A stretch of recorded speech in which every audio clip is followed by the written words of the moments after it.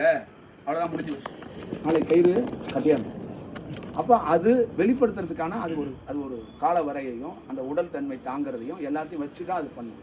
அப்போ அதோடைய முழு தன்மையை வேற யாரோ மக்கள் மூலியமா ரிலீஸ் பண்ணாது, வெளிப்படுத்தாது. அதுவே அதை தன்னை யாருன்னு அதை உருவத்தை காட்டு, அதோடைய வெளிப்படுத்தும், அதோட தாட்டை வெளிப்படுத்தும். இப்போ நீங்கள் கேட்குறீங்க, ஒரு வாய்ஸை கேட்டிருக்கீங்க, கனவு சுற்றமோ சில விஷயங்கள்லாம் இருக்குல்ல.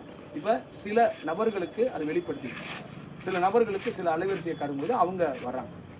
அப்போ பாக்கி நபர்கள் நம்மளை உதாசனப்படுத்தலை, நம்மளை புறந்தள்ளலை, அவங்களுக்கு இன்னும் கிடைக்கப்படாது, இன்னும் நம்மளை யாருன்னு காட்டப்படாது, நம்மளை யாருன்னு தெரிஞ்சுக்கணும். அப்போ அவங்களுக்கான வாய்ப்பு, அவங்களுக்கான கதவு இன்னும் திறக்காமல் இது வச்சு, அப்போ திறக்கும்போது அந்த மொழியை தாண்டி வந்துடும். புரியுதுங்களா? அப்போ ராமகிருஷ்ணரை அந்த உடலை கரெக்ட் பண்ணி அவர் எவ்வளோ காலத்துக்கு அப்படியே ஒரு புரிய வட்டத்துக்குள்ளே வச்சு, அப்போ ஒரு ஸ்டேஜில் என்ன பண்ணுச்சு, திறந்துச்சு கதவை. திறந்தோன்னே என்ன பண்ணுச்சு, இருக்கும்போது இல்லாத கூட்டம் அவர் போனதுக்கப்புறம் அப்படியே அலையாலையாக வருது. புரியுதுங்களா? அவங்க மாணவர்கள் சாப்பாட்டுக்கு போராடின காலம் ஒரு காலம். இன்னைக்கு அவங்களுடைய ட்ரஸ்ட்டில் எவ்வளவு ஃபண்டு இருக்குன்னு மட்டும் நீங்கள் பார்த்துக்கீங்க. அவங்கள சார்ந்து இந்தியாவில் எவ்வளோ சொத்து இருக்குங்கிறத மட்டும் பார்த்துக்கீங்க. புரியுதுங்களா? அப்போ அந்த கதவை திறந்துட்டா எந்தெந்த பொருள் எந்தெந்த மனிதன் எங்கேருந்து வந்து உழுவானே தெரியாது. புரியுதுங்களா? வானத்தில் ஒரே ஒரு சின்ன முடிச்சு தான், இந்த கருமேகத்தை இப்படி அவுத்தா போதும், எத்தனை சென்டிமீட்டர் தண்ணி கொட்டுமோ அந்த தண்ணி எல்லாம் தேங்கியிருக்க தண்ணி எல்லாம் கொட்டிடும். அதே மாதிரி தான் ஒரு ஞானியோடைய கதவு, சில கதவு திறக்க மாட்டாங்க, சில கதவை அப்படி திறந்தாங்கன்னா அது எங்கேருந்து என்னென்ன கொட்டுது என்னென்ன உழுகுதுன்னே தெரியாது. அப்போ இந்த பொருள் எல்லாம் இருக்குல்ல, இதெல்லாம் பின்னாடி போயிடும். எந்த பொருளும் முன்னாடி இருக்குது எந்த பொருள் பின்னாடி இருக்கான்னு சேஞ்ச் ஆகி போயிடும். இதுதான் அதுக்குள்ளே இருக்கிற செயல்பாடுகள். அப்போ அதெல்லாம் எங்கேருந்து நிகழுதுன்னா அவங்களுக்குள்ளே இருக்கிற வளர்ச்சி, அவங்களுக்குள்ளே இருக்கிற அந்த சூழல்களை பார்த்துட்டு தான் அதை அவங்க தான் ரிலீஸ் பண்ணுறாங்க. அதுதான் அதோடைய செயல்படி. இந்த உணர்வற்ற நிலை அப்படின்னு நான் சொன்னேன்ல, அந்த உணர்வற்ற நிலைக்கு முக்கியமான விஷயம் என்னன்னா, அந்த உணர்வற்ற நிலை தான் தன்னை யாருமே வெளிப்படுத்தும். அப்போ அந்த உணர்வற்ற நிலை வேலை நடக்குது, ப்ராசஸ் நடக்குது, ஃபைனல் ஸ்டேஜில் இருக்குன்னா காத்திருப்பாங்க. அப்போ என்ன பண்ணுவாங்கன்னா, ஒரு புரிய சின்ன குழுவை மட்டும் வச்சுக்கிட்டு அவங்க பயணம் பண்ணிக்கிட்டே இருப்பாங்க. ஒரு குட்டி குழு இருக்கும், அந்த குழுவை வச்சு பயணம் பண்ணுவாங்க. அப்புறம் அந்த நிலை, அந்த அனுபவம், அந்த வேலைகள்லாம் முடியுதுன்னு ப்ராசஸ்ஸு, கதவை திறந்து போட்டுருவாங்க. அதுக்கப்புறம் அதோடைய தாக்கம் வந்து தீவிரமாக இருக்கும். புரியுதுங்களா? இந்த உலகம் முழுக்க இஸ்லாமாக இருக்கட்டும், கிறிஸ்துவமாக இருக்கட்டும், அவங்க யாராவது ஒருத்தர் தோண்டி இருக்கும்போது ஒரு குழு தான் இருந்திருப்பாங்க. அவங்க அப்படி மறைஞ்சதுக்கப்புறம் கதவை திறந்து போட்டு மறைவாங்க. அப்போ கதவு திறந்தோன்னே என்ன பண்ணுன்னா அது அப்படியே பரவிடும், நாடு முழுக்க, நகரம் முழுக்க, எங்கிட்டு பறகுதுன்னே தெரியாது, அப்படி போயிடும். இதுதான் அதோடைய வீரியமான ஒரு சூழல். அப்போ ஒரு சூழலை பார்த்துட்டு அவங்க அந்த கதவை திறக்கிறாங்க. அப்போ நீங்கள் நினைக்கிற மாதிரி ஒரு ப்ரமோஷன் ஒரு ஞானியை வச்சு யாராலையும் பண்ண முடியும். ப்ரமோஷனுங்கிறது ஒரு திசை, ஒரு காலத்தை வச்சு ஒருத்தன் பாப்புலர் ஆகிறது ஒரு இருக்குது. ஆனால் உணர்வற்ற நிலைங்கிறது என்னென்னா, தன்னை எக்ஸ்போஸ் பண்ணுறது, தன்னை யாருன்னு காட்டுறது, அதுதான் காட்டும். நீங்கள் பாம்பை பார்த்துருக்கீங்க, பாம்போட கல்லை காட்டி பார்த்துருக்கீங்களா?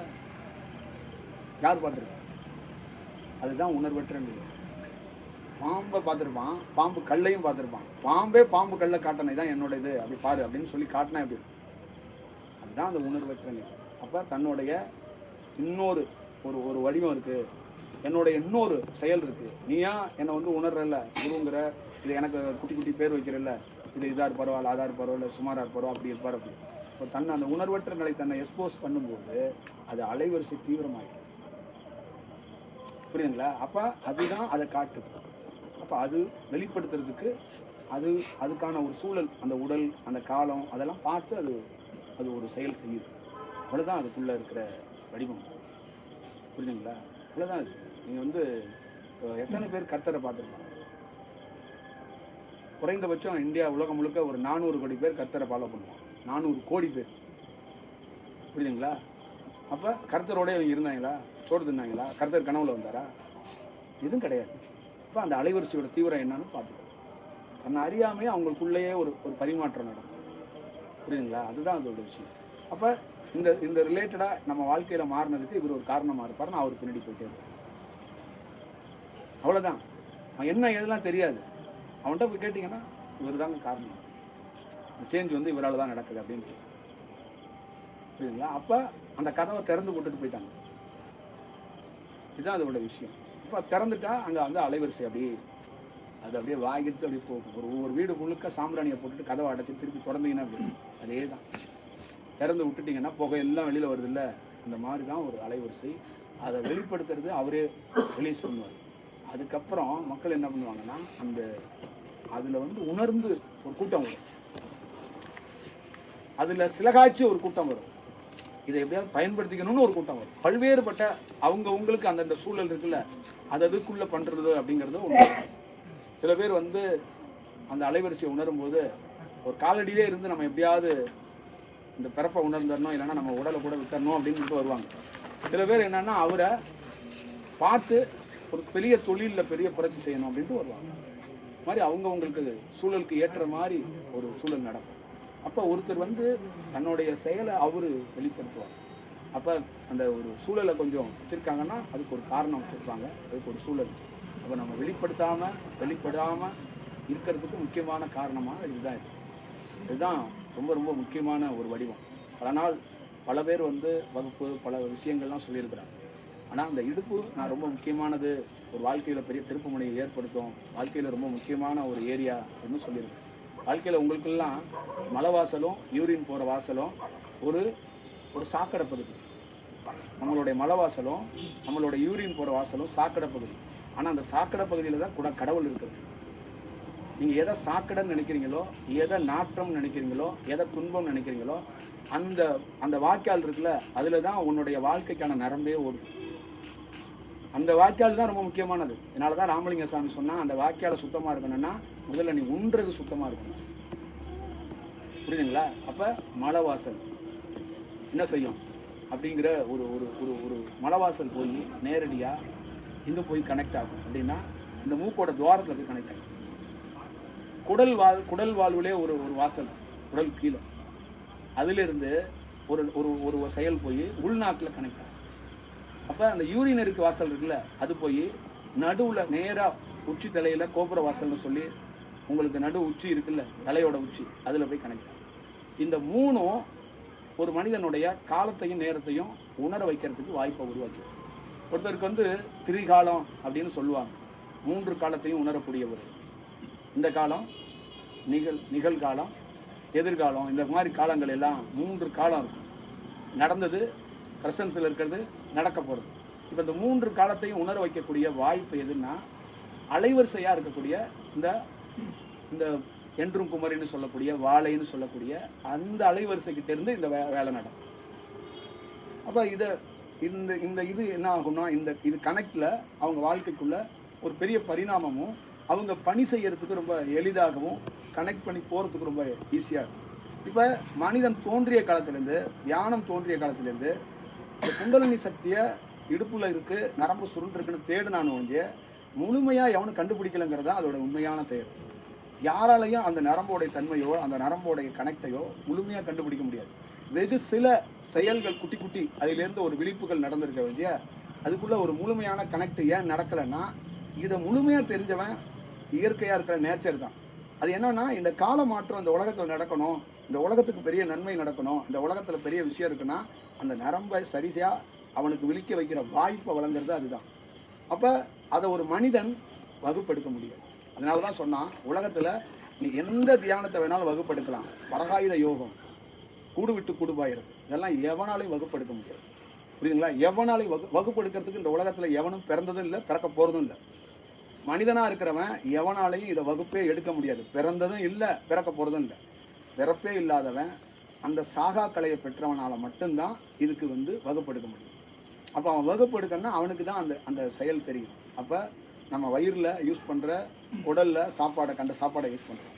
இந்த இடம், அடுத்தது மலை வாசல், அது காலையில் போகுது வெளியில், அந்த இடம், அடுத்து சிறுநீர் கழிச்சிட்டு இருக்கான் அந்த இடம், இந்த 3 இடத்தையும் கொண்டாந்து தலையில் கனெக்ட் பண்ணுறான்.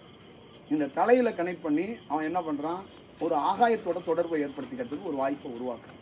அப்போ ஒரு மனிதனுடைய எப்படி செயல்பாடுகள் மாறுதுன்னு பாருங்கள். நான் சொல்லப்பட்ட குடலில் இருக்கிற குடல் வால்களை சம்மந்தமாக ஒரு மனிதன் எப்படி வாழ்கிறான், மலை வாசலை ஒரு மனிதன் எப்படி வச்சுருக்கிறான், யூரினரி போகிற ஒரு வாசலை எப்படி மனிதன் வச்சுருக்கிறான்னா, ஒரு ஆணோ ஒரு பெண்ணோ உங்கள் மனசாட்சிப்படி அது எப்படி இருக்குன்னு நீங்களே பார்த்துக்கணும். அதை எப்படி பயன்படுத்துகிறீங்க, அதை எப்படி வச்சுருக்கிறீங்க.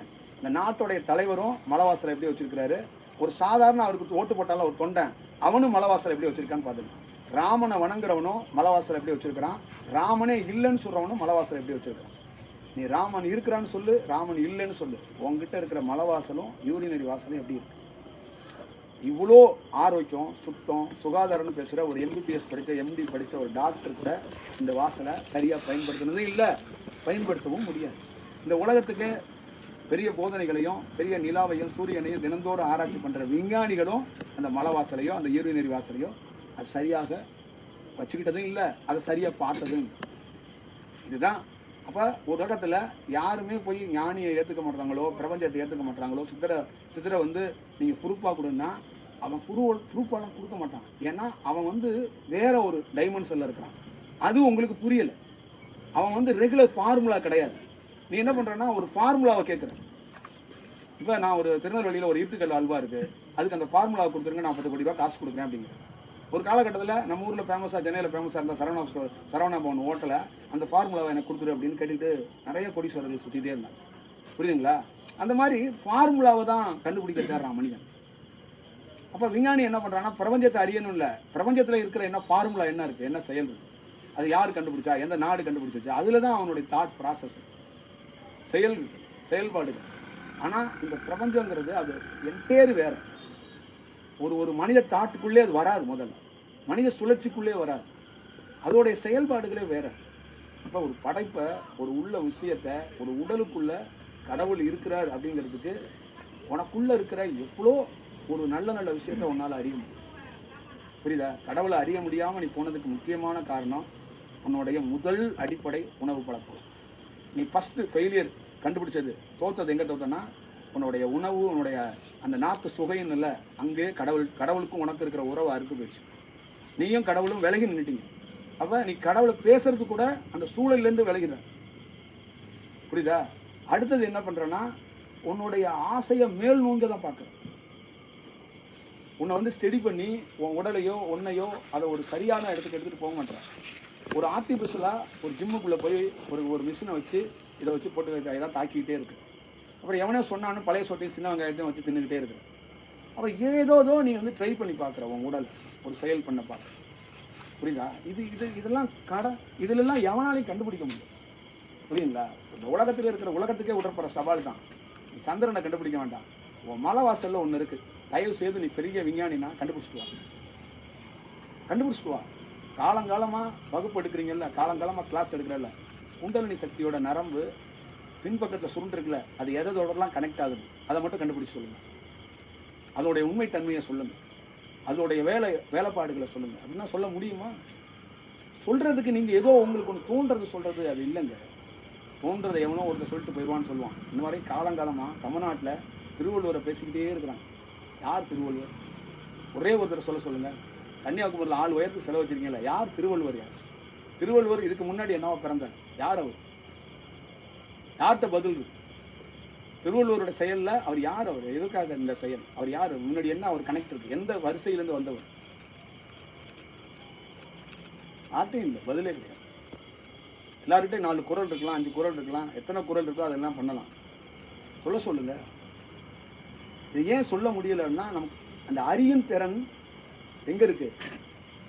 எவன் ஒருத்தன் இடுப்பு பகுதியில் சரியாக பயன்படுத்துகிறானோ, எவன் நாக்கு அறுசுவையை கட்டுப்படுத்துகிறானோ அவனுக்கு அறியும் திறன் வரும் அப்படிங்கிறது தான் செயல்பாடு. ராமலிங்க சுவாமி மாதிரி ஒரு ஞானியை அந்த சொல்லாடலை கூட கேட்க இந்த சமூகம் தயாராக. புரியுதா? கறி வேண்டாம் மீன் வேண்டாங்கிறது கறிக்கும் மீனுக்கும் அவர் வந்து சங்கம் நடத்தலை. அறியும் திறனை விட்டு நீ விலகி போயிடுவ. அறியும் திறன் இருக்குல்ல, நீ கண்டறியும் திறன் ஒன்று இருக்குல்ல, அந்த கண்டறியும் திறனை விட்டு நீ அகண்டு போயிடுவ. அகலாமல் நீ இருப்பதற்கு எந்த இடத்த எப்படி பயன்படுத்தணுங்கிறதுக்கு சில பொருட்களை நீ விடணும், சில பொருட்களை பயன்படுத்தக்கூடாது அப்படிங்கிறது தான் அவர் பார்த்தார்ல. பார்த்தவர் சொல்கிறாரு, அதை இந்த மக்கள் அறியும். புரியுதுங்களா? வேற மக்கள் அறியலைன்னா பரவாயில்ல, அவரை சார்ந்து நிற்கிறாங்கல்ல, சுற்றி ஒரு மையமாக நிற்கிறாங்கல்ல, இத்தனை கோடி மக்கள் இருக்காங்கல்ல, அவங்களால அந்த கண்டறியும் திறன் இருக்கா? சொல்லப்போனால் கறிக்கடையில் கூட ராமலிங்க சாமி போட்டோ வச்சுட்டு கூட அவங்க கறியை விட்டாலும் விற்பாங்க. அதையும் நம்ம ஆச்சரியப்படுத்தி கொண்டு. ஏன்னா அது பக்தி இல்லை. ராமலிங்க சுவாமிங்கிறது ஒரு அலைவரிசை, அவர் குரு கிடையாது. நீங்கள் நினைக்கிற மாதிரி ஞானி குரு உருவம் அதெல்லாம் இல்லை. அது ஒரு அலைவரிசை. அந்த அலைவரிசை அதோடைய செயல்பாடுகளை சொல்லுச்சு. இந்த இடத்துல இந்த மாதிரி சூழல்லாம் நீ உருவாக்கிட்டேன்னா உனக்குள்ளேயே ஒரு ஒரு கிளர்ச்சி, ஒரு மரக்கண் இருக்கு. அந்த மரக்கண் நல்ல தன்மையில வளரணும்னா அதுக்குள்ள மாற்றம் இருக்கும். ஒரு மரம் வளர்றதுக்கு தாய் தகப்பன் முக்கியம் இல்லை, அந்த மரமும் ரொம்ப முக்கியம். நீ வளர்றன்னா உன் தாய் உனக்கு பார்த்து சீராட்டுவா, பால் ஊட்டுவா, எல்லாம் செய்வா. அவளுக்கு தெரியாம நீ போய் ஏதாவது தின்னுட்டே வந்துட்டு இருந்தனா, புரியுதா? அப்ப அவ என்ன பண்ணுவா? அழுதுவா. நான் மார்புலையும் தோல்லையும் உன்னை தூக்கி போட்டு வளர்த்தேன், நீ என்ன பண்ணிட்டு வந்திருக்க? நந்தியை தின்ட்டு வந்திருக்க, ரசத்தை தின்ட்டு வந்திருக்க. அப்ப ஒரு தாய் என்ன பண்றா? ஒரு மகனை பார்க்கும்போது, நான் கொடுத்த தாய் பால்றா, நீ போய் சாராயத்தை குடிச்சு வந்து நிற்கிற. உன்னை நான் என்ன என் வயிற்றுல இருக்கும்போது என்ன நினைச்சிருப்பேன், எப்படியெல்லாம் படுத்திருப்பேன். அண்டா எத்தனை நாள் தெரியுமாடா ஒரு பக்கமே நான் தூங்கியிருப்பேன், உனக்கு தெரியுமாடா?